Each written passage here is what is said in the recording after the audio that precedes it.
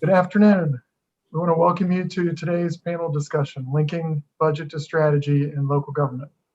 Before we begin, I'd like to take a moment to go over a few housekeeping items. We'll save a recording of today's discussion so you can revisit what you learn and share it with your network. Your microphones and conference phones are automatically muted and your videos are turned off. So we encourage you to participate by putting your questions or sharing information in the chat box. Many of you have probably used Zoom before, so you know there's a chat at the bottom and Q&A. So I'm Ted Jackson, founder and managing partner here at ClearPoint. We make the leading management reporting software for local governments. Last year, we published a research paper on the topic of linking budget to strategy in local governments. We work closely with the cities of Olathe, Kansas, Raleigh, North Carolina, and Fort Collins, Colorado to produce this paper. I'm lucky today to be joined by Shawna Davis, Stephanie Olson, and Lawrence Pollack from these organizations.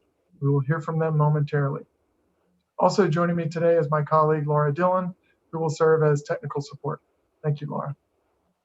To each of the panelists, to kick off, each panelist will introduce themselves and their perspectives on this topic. We'll then launch into questions and Q&A with the audience. So let's get started. I've asked my panelists to provide a 5-minute background on their organization's approach to strategy and budgeting. You'll get to hear about their past, current, and future challenges, and then we'll open it up for questions. Let's turn to our experts. Shawna, can you kick us off? I sure can. Let me share my screen here. Okay. All right, so my name is Shawna Davis, and I am a budget and performance analyst for the city of Olathe, Kansas. So today I'm going to talk to you guys a little bit about how Olathe, Kansas does our budget and strategy connection. So I'm going to get started. The theme here today that we're going with is past, present, and future. So I'll start off with the past and how we've, aligned our budget and our strategy in the past years. Okay, so in the past, the city of Olathe has had a formal 20-year strategic plan in place. With the strategic plan, the city of Olathe also created an organizational scorecard. So that's what you can see on the screen here. This is our organizational scorecard that we use for our past strategic plan that was really the anchor between our operations, our budget, and our strategy. Really, it's what connected everything to the strategic plan. So the organizational scorecard was the backbone for department business plans, the budget, all of our performance measures, and that helped gauge our success and our alignment with the strategic plan. So in 2016, the city began budgeting on a biennial cycle, and this allowed for continued alignment with the plan and with the city council's 2-year goals. So for the most part, our budget strategy aligned most with base budgeting, and then any additions to the budget had to have a strong tie to our organizational scorecard and our strategic plan. So in 2020, this strategic plan actually expired. So the city prior to went into full-blown planning mode to create a brand new 20-year strategic plan. So I will say my kind of lines between past, present, and future kind of blur a little bit. So the present is Olathe 2040, and that is our current strategic plan, but I need to rewind just a little bit to explain to you guys how we got there.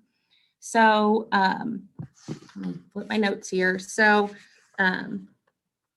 just like everyone, I'm sure has experienced, 2020 has been a crazy year. The number one reason for that being COVID-19 and the pandemic. So the city of Olathe at the beginning of the year really decided to make some major changes on how we operate. So major changes that align with how we connect our budget and our strategy. So at the end of 2018, beginning of 2019, we began the development process of a new strategic plan.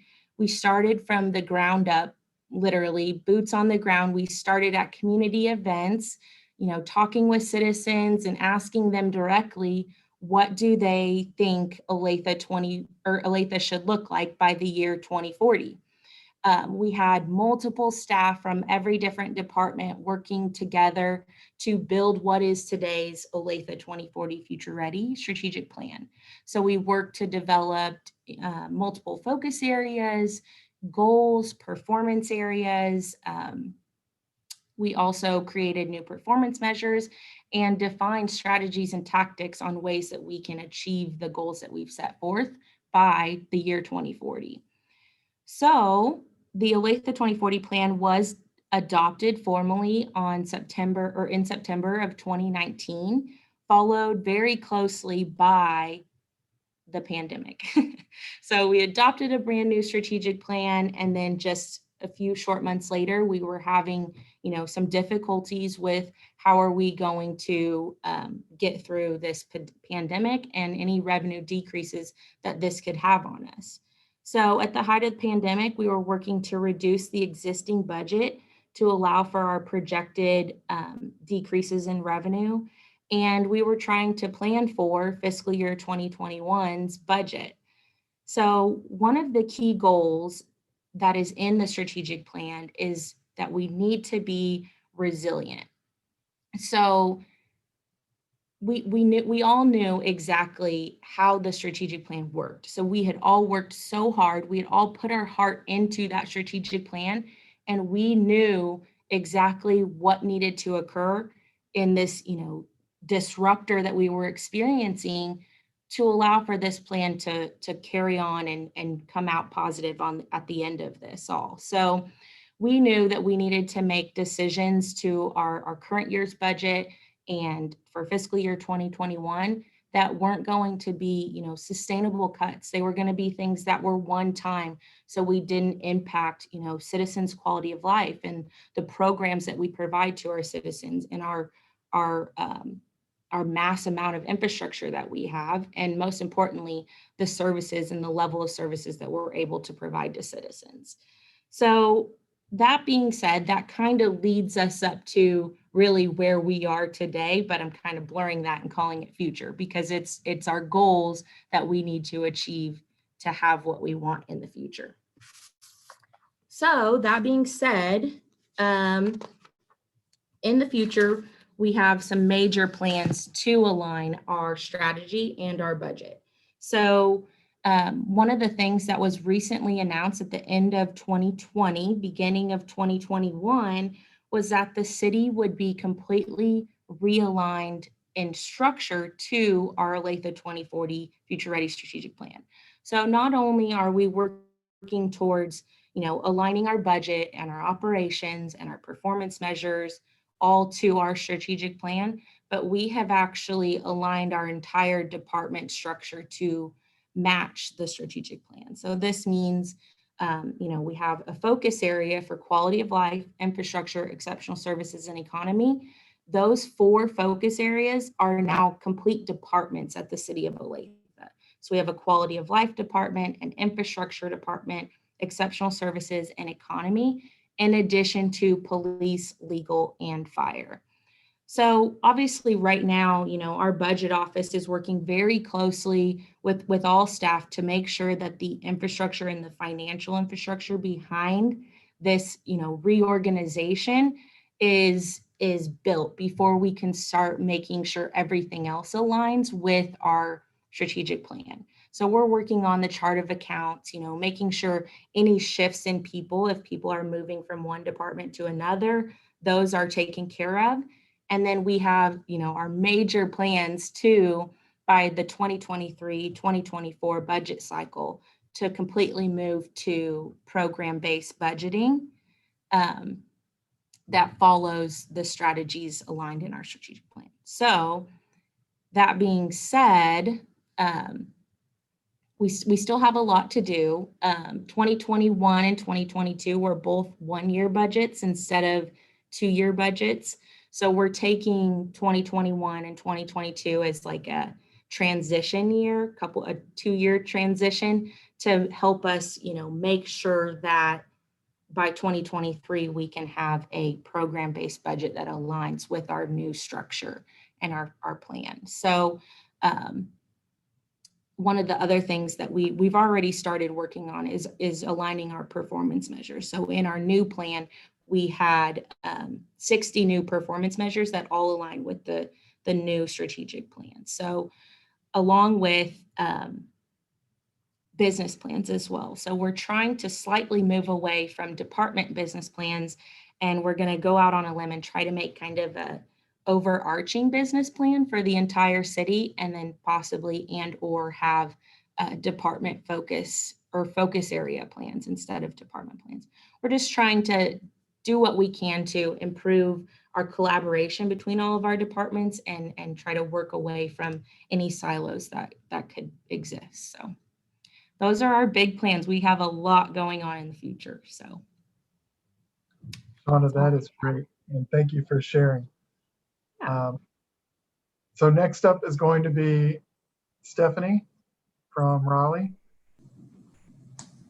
Okay, so thanks again, Ted, for inviting me to participate. I'm Stephanie. I am with the City of Raleigh. I'm in our Budget and Management Services Department, and my title is the Strategic Planning and Performance Manager.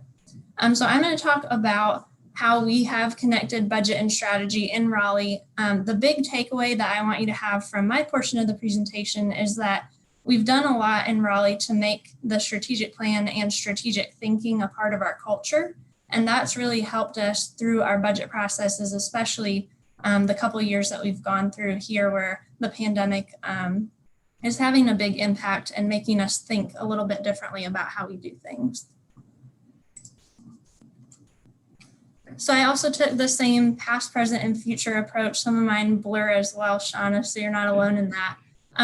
But I did want to just share briefly how we made strategic planning a part of our culture, some of the really intentional efforts that we made. So our first strategic plan was adopted in fiscal year 16 and ran through fiscal year 20. And as a part of the rollout of that plan, we had a couple of really intentional efforts to make sure that the organization was involved and understood why strategic planning is so important.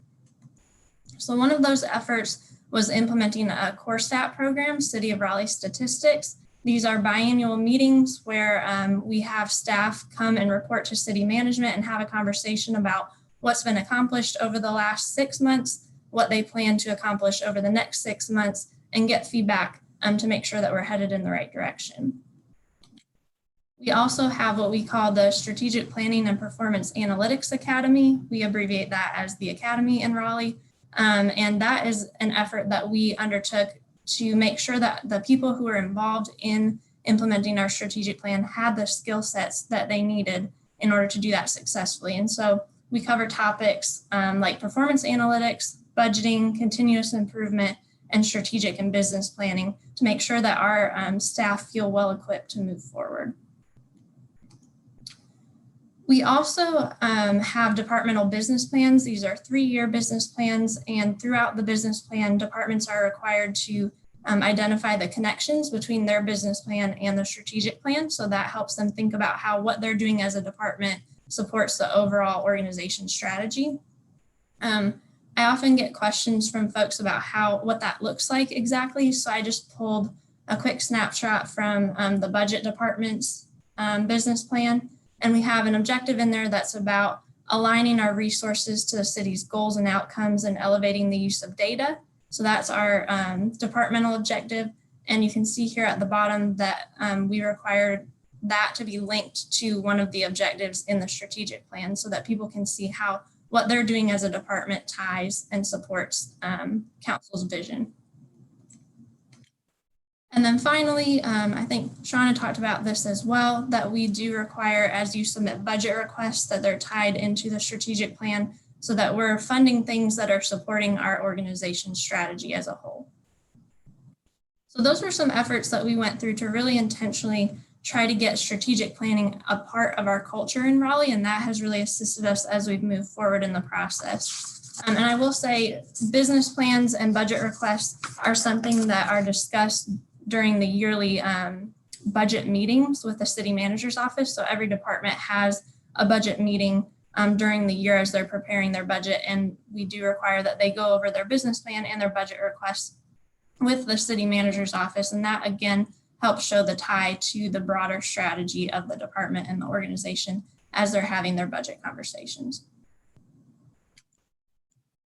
So then moving into present, and by present, I'm referring to that as fiscal year 21. So obviously when we were moving into our fiscal year 21 budget season, the pandemic hit. And so we had about 60 days to completely shift our plan for the upcoming budget year. And so because we had done so much work up front and in making sure that people understood our strategic plan, the goals that council has for us moving forward, we already went into that kind of tough budget year understanding what our priorities as an organization are.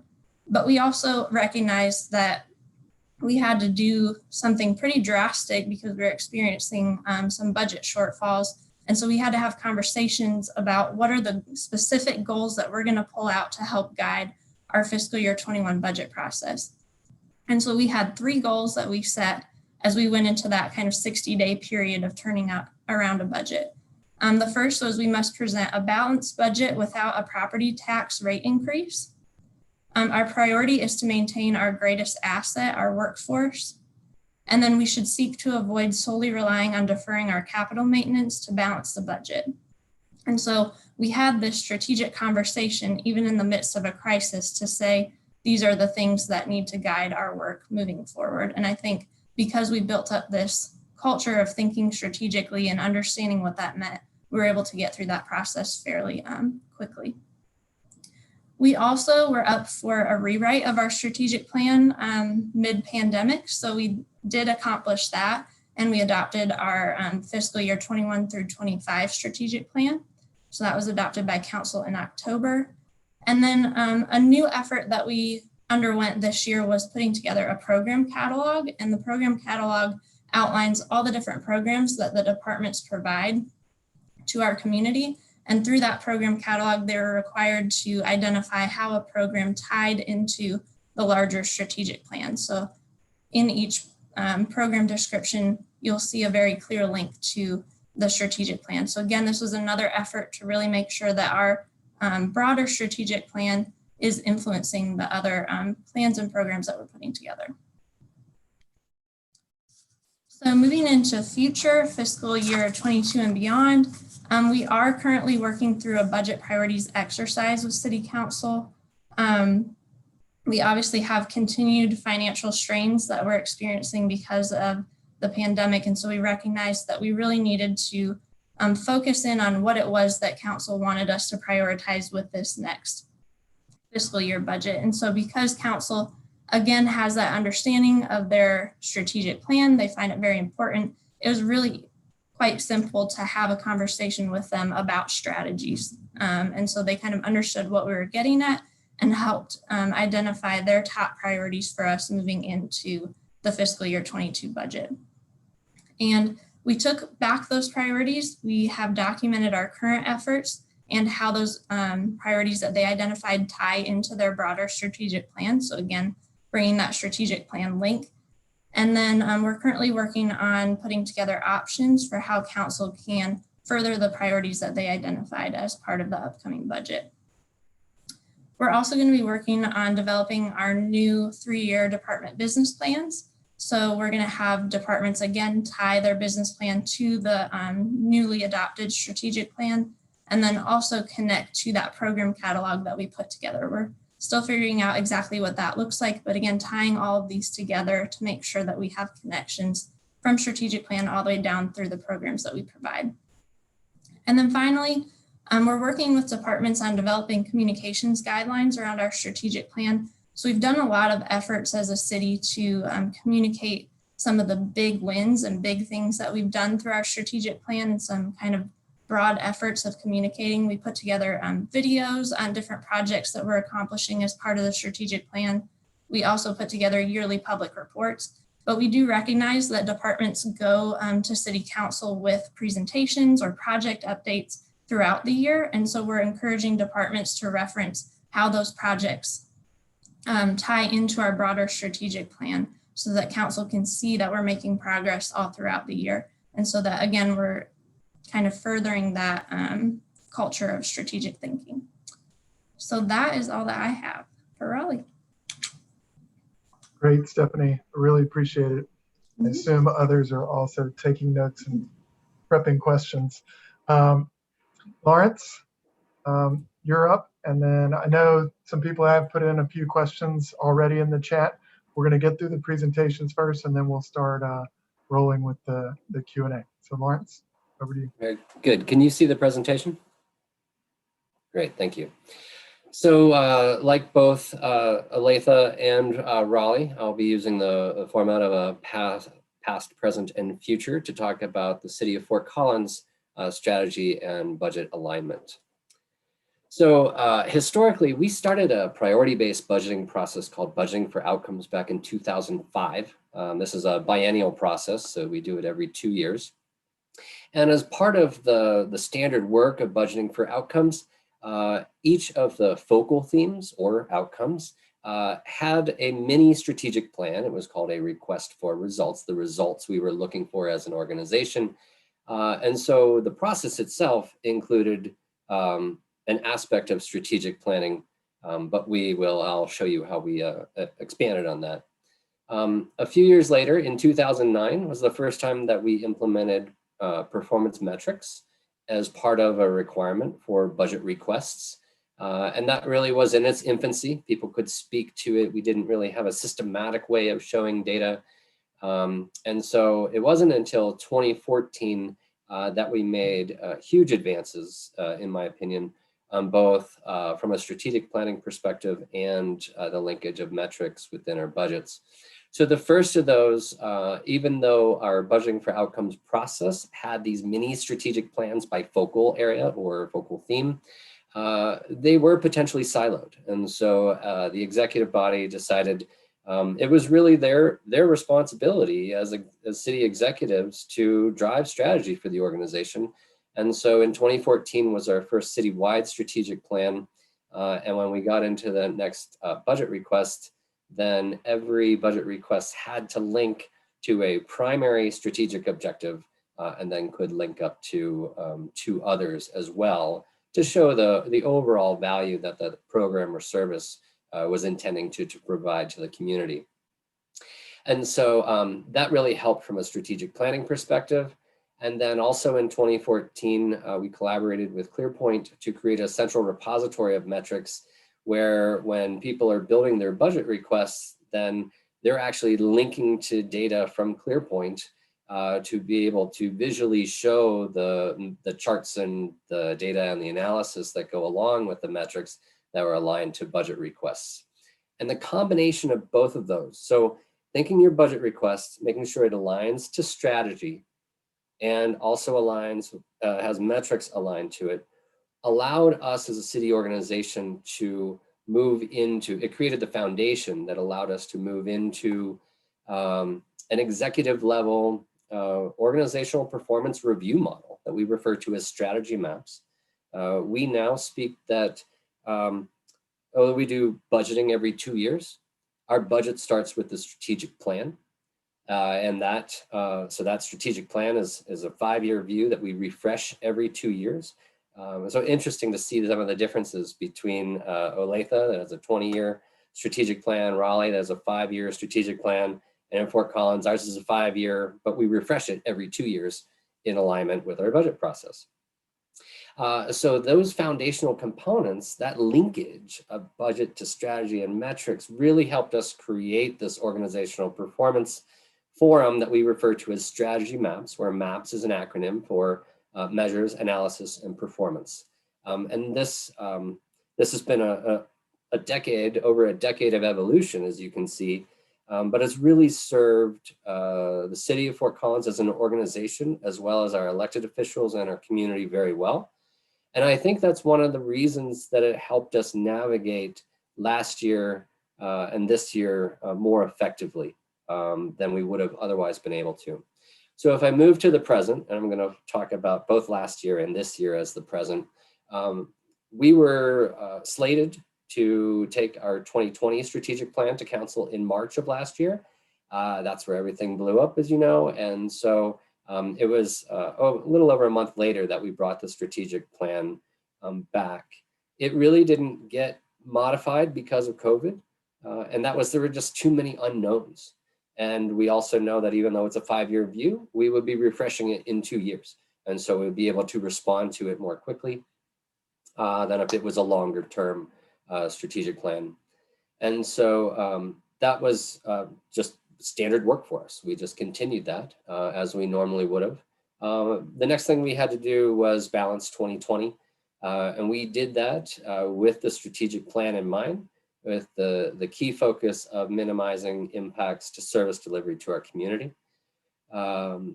Once we balanced 2020, we could look forward to 2021. We typically do a 2-year budget, but we decided to go to 2 1-year budgets because of the number of unknowns. And as part of our budgeting process, we also have a number of staff teams, 1 per outcome. And we did not invoke those last year for the 2021 budget, again, because of all the unknowns at that time as we were going through that budget process. With those changes, we went into the deliberations for the 2021 budget, again, with the strategic plan in mind.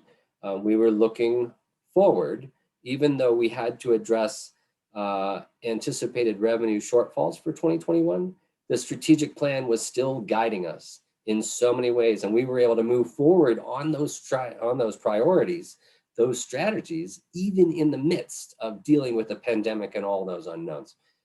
Again, without having that linkage of budget and strategy and using it for a number of years as an organization, we would not have been able to navigate last year as effectively as we were able to.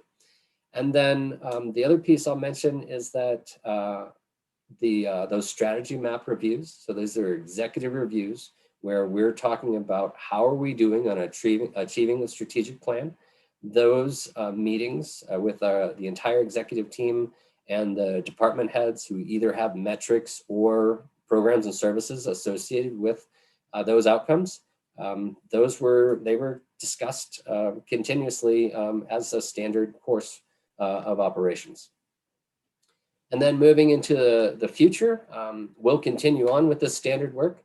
So later this year, we'll start working on our 2022 strategic plan. We'll also then be returning to our cadence of a 2-year budget. So next year, we'll be doing our 2023 and 24 budget, and we'll be invoking those staff review teams of the budget requests that we had previously had.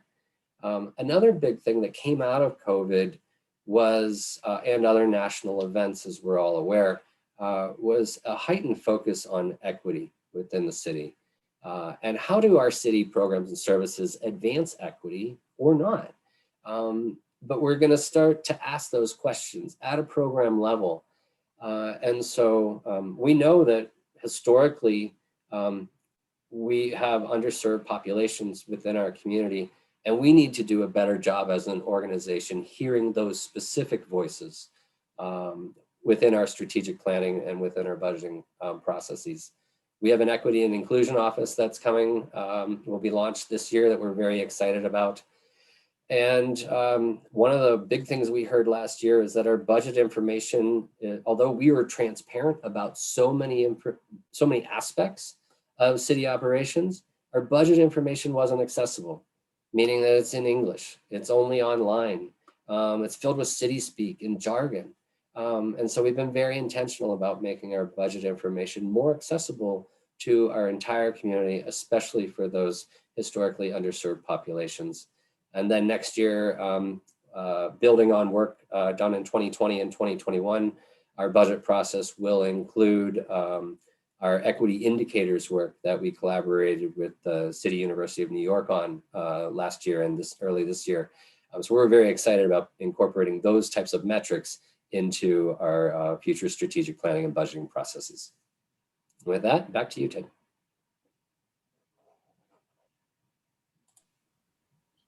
Great. Thank you very much, Lawrence and Stephanie and Shawna. So for those of you that are attending this, feel free to type in questions into the Q&A or the chat, will help make sure that the team gets them.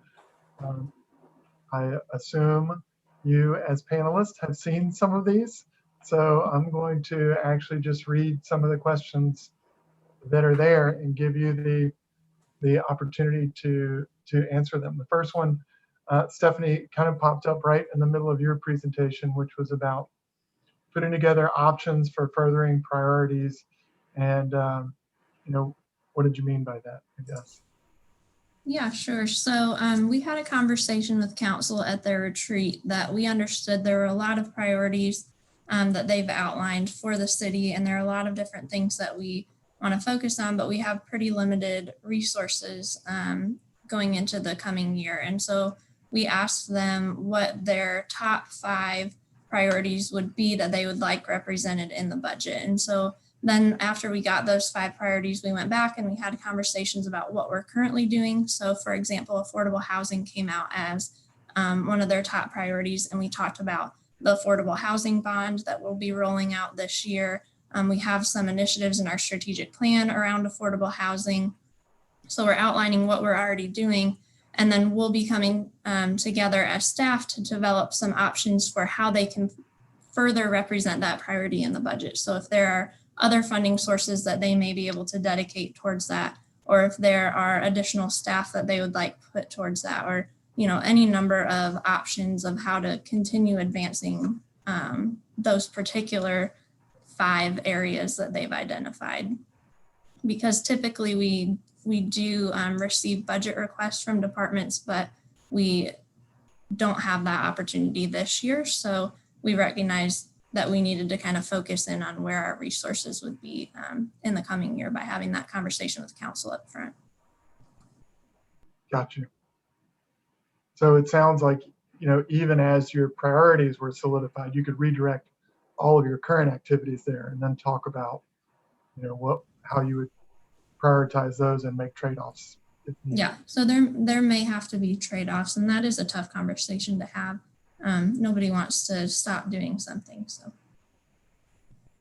Yeah, and Shawna, this wasn't in there, but this is one of my questions, more for you. As I was listening to you say, we're kind of rearranging everything to these focus areas, or at least creating almost departments out of focus areas.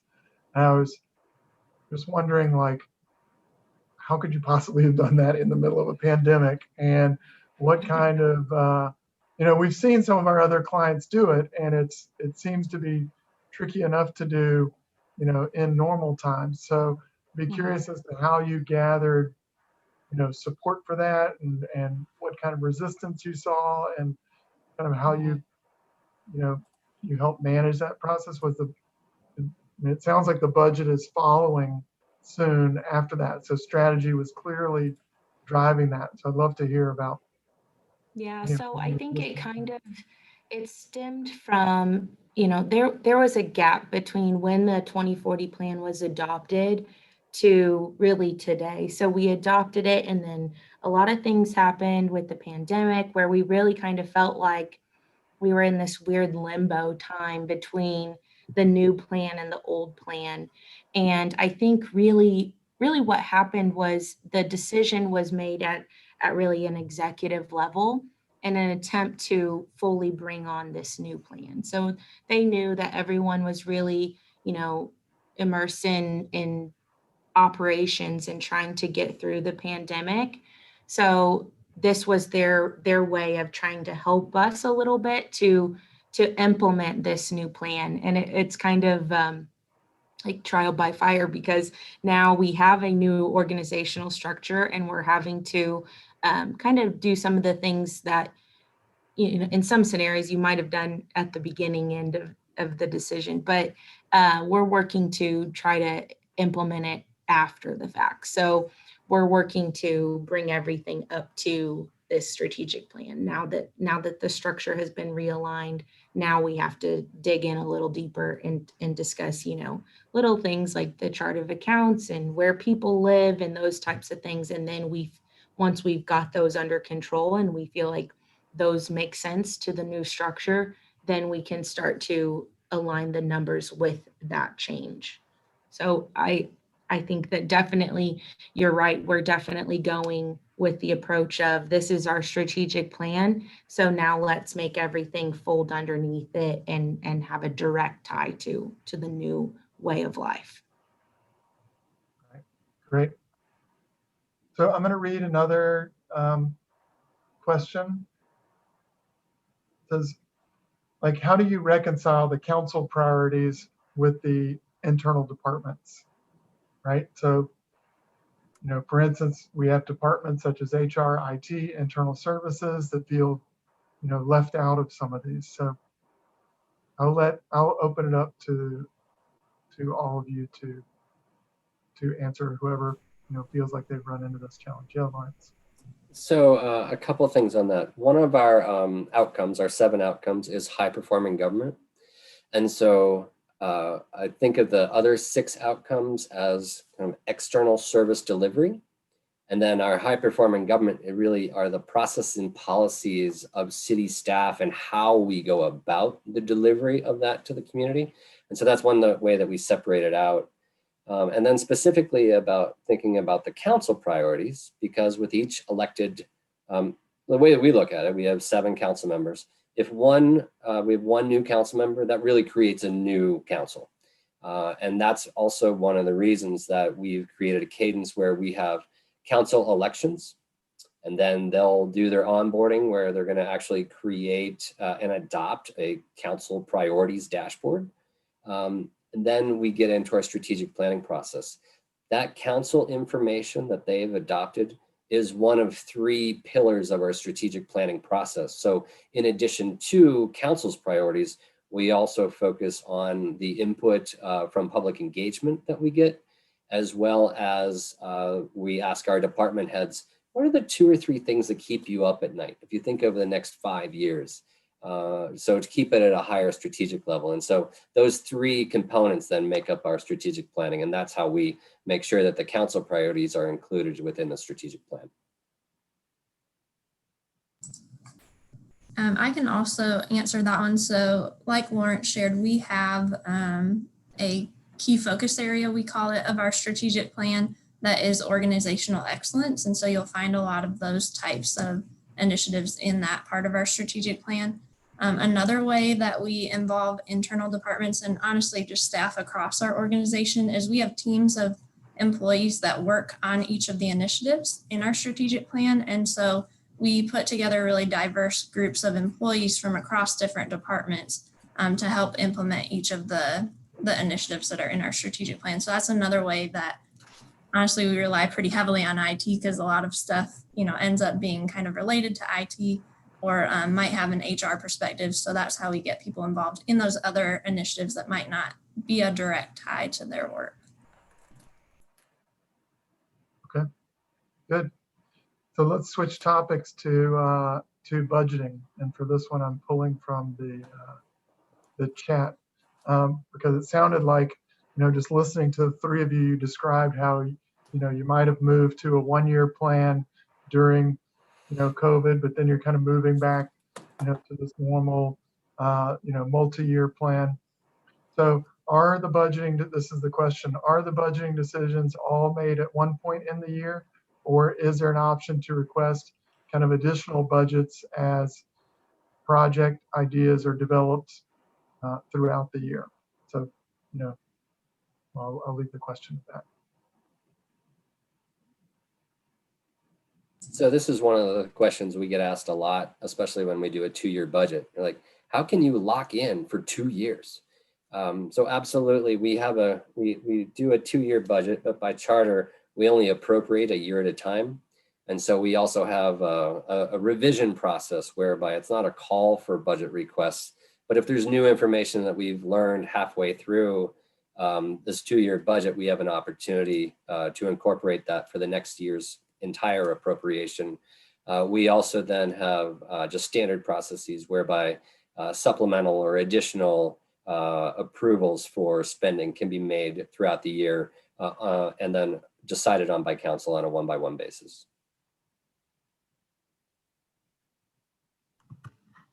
We have actually almost an identical process to Fort Collins, where we do adopt, we adopt the first year of the budget officially, and then the second year of the budget is conditionally approved. So once we still will go through an entire, budget planning process. We'll continue to have workshops and meet with the city council to explain everything that is in the second year of the budget. But it's just fundamentally approved at the beginning of the 2-year cycle. And then we can, of course, refresh or change anything throughout or during the second year's budget planning process. And then Raleigh's a little bit different. We do a 1-year budget cycle. So we plan for and adopt 1 year rather than 2. But similarly, you do have most of your budget conversations at one time of the year, but there is flexibility if a need arises or, something needs to be shifted. We have processes in place to handle that. And sticking with this budget conversation, are budget considerations tied to past department performance? I'm going to leave that open-ended. I see interpreting that a variety of ways.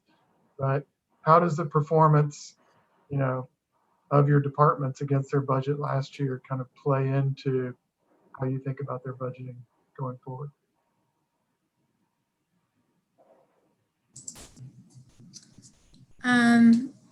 So one example is, a department might request additional positions, and the part of the business case for those positions is that they'll bring in additional revenue through the activities that they're doing. So as departments are submitting budget requests, we do have a process that asks them, what type of data are you going to be tracking as part of this request, that we then look back on to make sure that, the case that was made up front, it still continues to be true moving forward. So that's kind of one way that we use performance measures as part of our budgeting process. In Fort Collins, we don't budget based on departments. We budget based on programs and services. You could say they're kind of similar, but if you think of an organizational structure, we're basically turning on its side saying we don't care what part of the organization is, but what are the programs and services we're providing the community. So that allows for our metrics to be tied specifically to programs and services. An example from our 2021 budget is we actually, maybe 6 years ago, had created a police substation right near our campus of Colorado State University. We're really excited about it, the collaboration with the university, and frankly, the metrics didn't pan out to what we had anticipated. We were still able to achieve some of the goals, but it wasn't through this office and it being staffed. And so we did a redeployment and we moved that $100,000 and we shut down that police substation, and that was shifted over to fund a homelessness coordinator. And so the reason that was done was metrics on that we weren't getting the results we intended out of the police substation. And we also knew we had growing issues that we needed to focus on from a community perspective with people who struggle with consistent housing. So that's an example we just had in this most current budget. I would add to that too by saying, not necessarily, looking at the department's performance, and that doesn't necessarily impact the ability to have budget additions within the fiscal year, but we do have an impact on investment program, or not program, but something that we do with the city council. So every FTE or budget addition that we have within a fiscal year, at the beginning of the following fiscal year, you're required to report back to the city council and say what the impact of that investment was. So you could go in and say, this FTE provided us the ability to do X, Y, and Z, and this is how we'll continue to use it in the future. So it just has allows for some accountability and some reassurance to the city council, so they're comfortable with the additions that they approved. And Shawna, just to follow up with that, do you need to lay out that business plan ahead of time? to say like, we expect to see these changes, or can you get budget and then just kind of see what happens and then come up with measures to show the impact? Well, I would say, I mean, definitely during the, the budget addition process, those have to directly be connected to the strategic plan, and you have to give, a decent amount of justification as to why you need that position or that addition and what the benefit you will gain from that.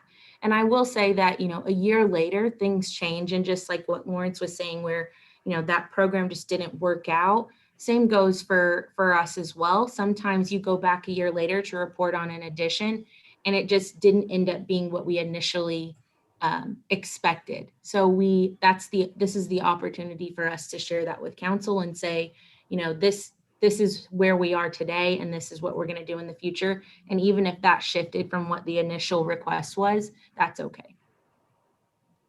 Okay. There's also another question in the Q&A. There was something that I had thought about ahead of time as well, and just listening to y'all present got my head a little tangled up, because I know we wrote this paper together talking about the link between budget and strategy. And so I was thinking, like, okay, in your organization, does budget lead strategy, or does strategy lead budget? And now I'll tell you what my notes tell me from what your presentation was, then I'd like y'all to respond to it, because I was listening to Shawna tell me that they've completely reorganized and they're figuring out how to make the budget align to the strategy. So I'm like, okay, clearly, budget's following strategy and strategy's in the lead. And then I heard Stephanie at Raleigh say, we're dealing with our budget and our priorities, and we have to prioritize based on the budget that we have. So I'm thinking, okay, budget's clearly leading strategy in this case. And then, Lawrence is saying, well, to spend any money, you have to tie it to one of our KPIs or to one of our outcomes that are in our services that are part of our strategy. So I'm like, okay, there is strategy driving budget again. But then just as I was listening to y'all answer questions, I more think that strategy and budgeting have to be working so tightly together that there's not one leading the other. It's a partnership. So I guess I want to rephrase the question and also look to one of the questions that came in is how good is that partnership today? Like, do you think there's still work that needs to be done? Are some pieces stronger than others? I want to just kind of allow it to be a little bit of, give you a little more flexibility in my question. So I'll restate it again, since I've been mumbling around. How strong do you think your partnership is between budget and strategy? That's for all of you. So I guess in Fort Collins, I would say, and we state that our budget is intended to resource the strategic plan. So I say it's less of a partnership in Fort Collins, but it really is about strategy. And when people ask, well, what if we have an idea or budget request that doesn't align with a strategic plan? My response is, well, why would we fund that? Unless it was a miss within the strategic plan, I get that. But if we feel good about the strategic plan and ours is adopted, so we go through a council vetting process, why I don't know why we would fund something that is not in alignment with that. So maybe I'm on the extreme of one perspective, but I'm very much that strategy should lead budget.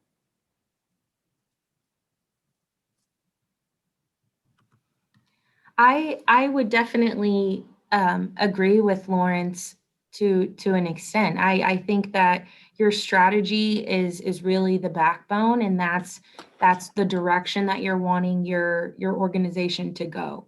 So in order to achieve those goals that you've created, you have to have the resources to do so, and those resources should align with those goals. If it's not, something to help you achieve that goal, then isn't necessary, or you at least need to ask the question. But I do also think, and I know it's kind of difficult to say at this point because we're not quite done yet. We still have a lot of work to do to get to this cohesive relationship that happens. But I do think the goal is that, strategy will lead the budget, but those two things need to be completely connected and they need to be almost one unit. And I would say I agree with what's been said. I think even in Raleigh, the strategic plan outlines council's goals and it's adopted by council. So by nature of that, that is them communicating to us what our priorities need to be, including where our funding should go. And so it really does lead our budget in Raleigh as well. And I think when I make comments about some of the budgeting, I think, we experienced some tight budget years. And so that might limit how much new stuff we can put towards these strategies that we're trying to achieve, but we still have made sure that what we are funding is aligned with council's priorities that are communicated through our strategic plan. Hey, Ted. One thing that I'd like to mention about, just for the people watching today, is that I think part of the answer to this question depends on what type of strategic plan that you have.